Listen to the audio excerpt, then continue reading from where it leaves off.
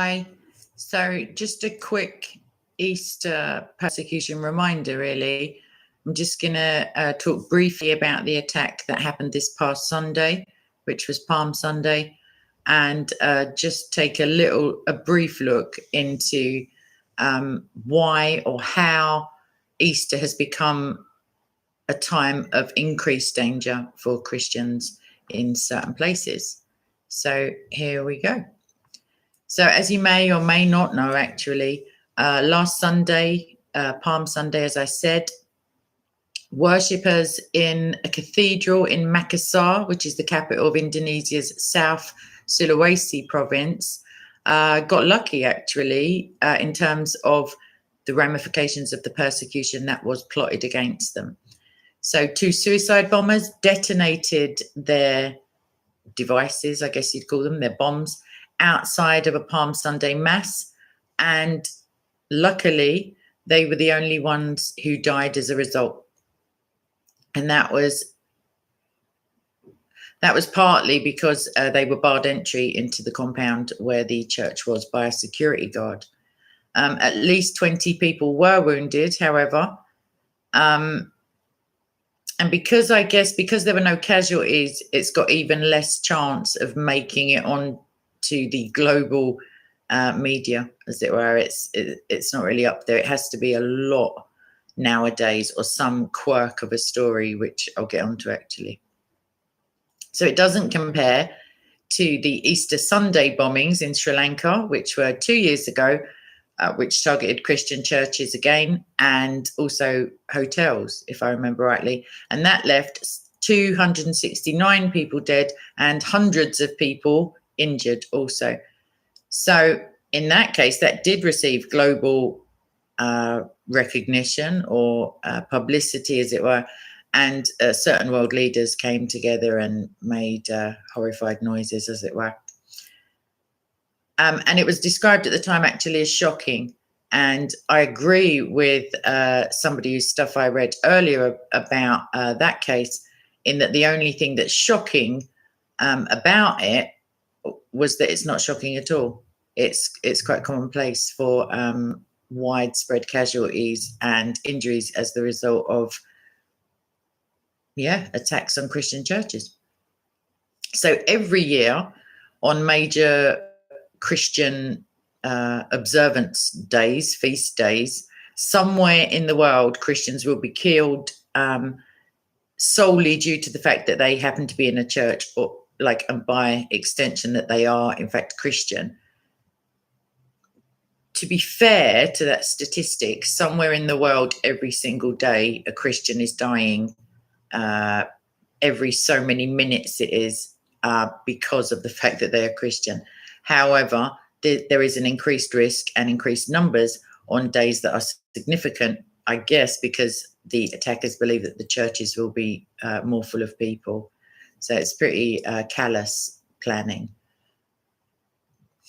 Okay, so the fact that of COVID potentially will bring the attacks down this year. However, like I said, so Christmas and Easter are generally held to be, the birth of and death and resurrection of Christ is literally, it encompasses the entirety of the gospel, really, apart from Christ's teachings.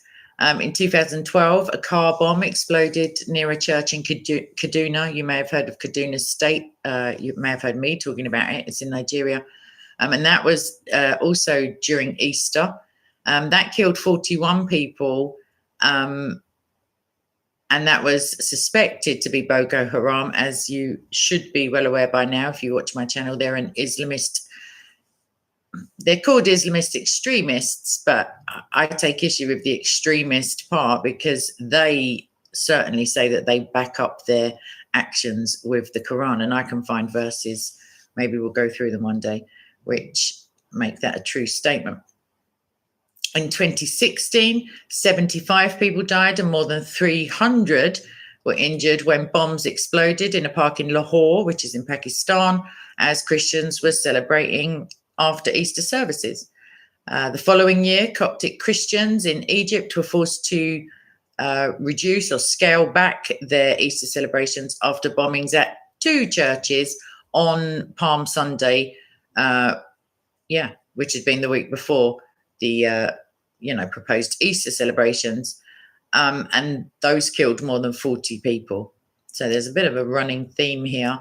And in a similar vein, for Christmas time celebrations in 2011, Boko Haram again claimed responsibility this time, so it's not just alleged, for bombings across Nigeria at Christmas, and that included an attack on a church in Madala on the outskirts of the capital, Abuja, and that left 37 people dead and 57 injured. So these are not small numbers. Even one number is one number too many, quite frankly, but these are not isolated, non-related, just random happenings that just coincidentally fell on major celebratory observances for Christians. That's not the case at all. Police identified the Palm Sunday attackers in Makassar, which I was talking about earlier, as a man and a woman. So when I said earlier quirks seem to make the news, I personally have read of 2 separate accounts this week or within the last 7 days of female jihadis, and they're actually being named as jihadis, which I find unusual, not unheard of, but unusual, because most of the time the mainstream tends towards the, just no reference to religion whatsoever school of reporting. And whilst there was no additional information provided, they were a husband and wife, this male and female. The husband and wife suicide bombers that detonated at the cathedral in the Philippines 2 years ago showed that whilst Mohammed may have claimed that Islamic women are deficient in religion, these are excelling. They're certainly outdoing some of their female counterparts and their male counterparts in terms of getting to heaven on a free pass, or Jannah rather. So, okay, so yeah, I guess vulnerability, like I inferred earlier, vulnerability is a constant with Christians, and I will look up the stat and maybe put it in the description, because I love promising stuff for the description that I then can't remember what I promised. But I think that it's definitely under 10 minutes, the number. So it's once every under 10 minutes, I believe a Christian loses their life globally somewhere around the world for professing Christ. 340 billion Christians worldwide suffer from very high to extreme levels of persecution, and that criteria fits into the top 10 at least of the top 50 Open Doors assessed worst countries for Christian persecution. Remember, it's not only 50 countries in the world that persecute Christians. However, these 50 have been deemed the top of that list. Yes, and the other thing to remember is if you live in the West, or if you live in Australia, or if you live in, other, how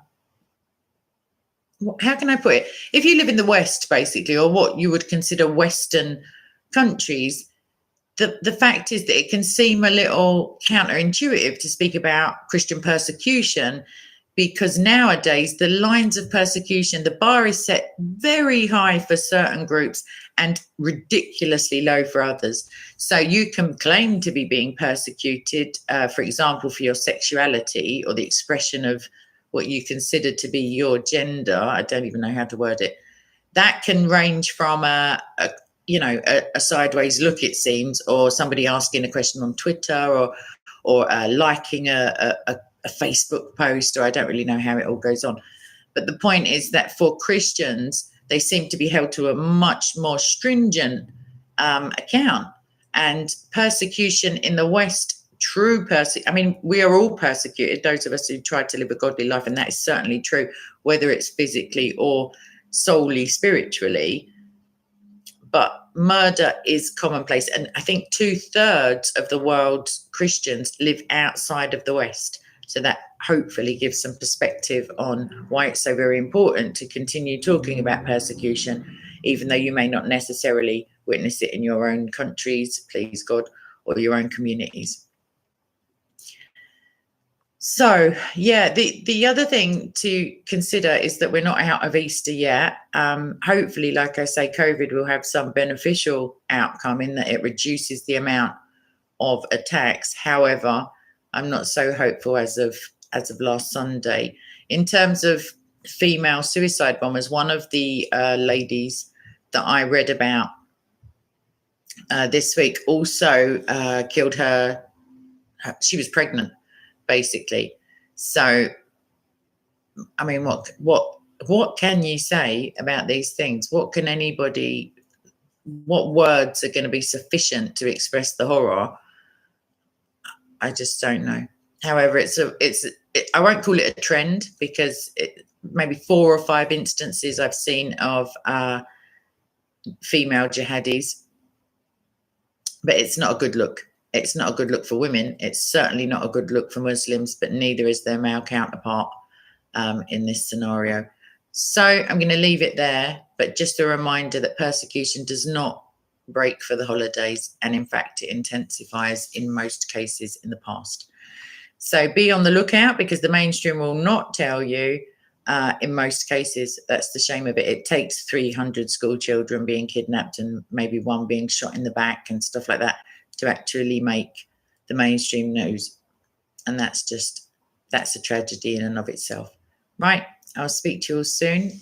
Please do remember, God is sovereign. He's in control. That does not mean he condones this stuff, but he certainly, as a result of our free will help us, if we use our free will, to pray specifically for these groups of people. And almost more importantly, or certainly on a parallel in terms of importance, please do pray for potential attackers and potential persecutors of our brothers and sisters, because they surely need the light of the gospel. They definitely need to be disabused of their presumably very strong delusions, which is what we see in the Bible. Okay, God bless you. I hope you're having a blessed Easter week, and I shall see you soon. Bye-bye.